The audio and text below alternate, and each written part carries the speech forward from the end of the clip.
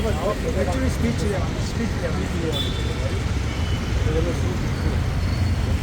દાદાજી મિત્રો સાત્યાચારી ટ્રસ્ટ અને કરુણાનિધિ અભિયાન ઘણા વર્ષોથી આ કામગીરી કરે છે, સારી કામગીરી કરે છે અને આવી રીતે જ કરતા રહેશે અને કરીશું એવી અમે આશા રાખીએ.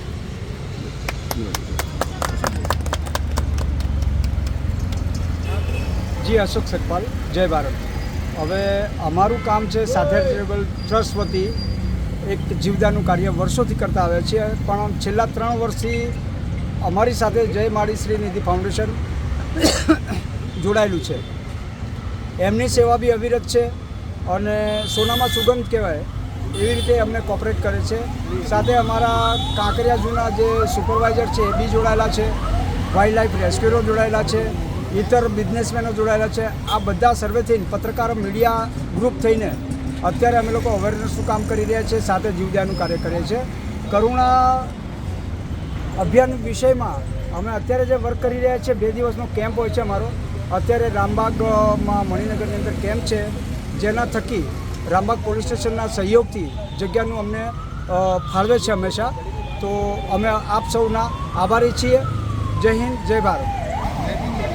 નમસ્કાર. અમે છેલ્લા 5 વર્ષથી એમની સાથે જોડાયેલા છે અને શ્રીનિધિ ફાઉન્ડેશન, કરુણા ટ્રસ્ટ બધા સાથે જોડાયેલા છે. ગઈકાલે અમારી પાસે 18 કોલ આવેલા અને અત્યારે આજ સુધી 11 થી 12 કોલ અત્યાર સુધી અમારા પાસે રિસીવ થયેલા છે અને બધાને સેવ કરીને અને દાનો ફાઉન્ડેશનમાં અમે લોકોએ અત્યારે એમકેમ મોકલેલા છે four further operation and each and everything. જય માડી પંકજભાઈ પંચાલ. અમારું ટ્રસ્ટ છે જય માડી શ્રીનિધિ ફાઉન્ડેશન. અમારો ધ્યેય એક જ છે સેવાનો.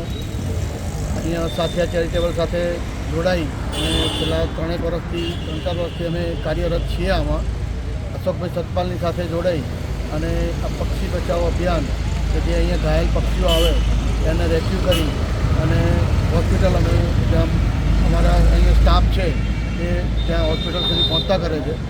એ અમારું કાર્યરત છે. દરેકને આ રીતે અમે પ્રેરણા આપીએ છીએ કે આની અંદર જોડાઓ અને કોઈ પણ જીવ હોય એને બચાવવાનો ભાવ રાખો. એ જ અમારું સેવાનું કામ છે. જય હિન્દ, જય ભારત.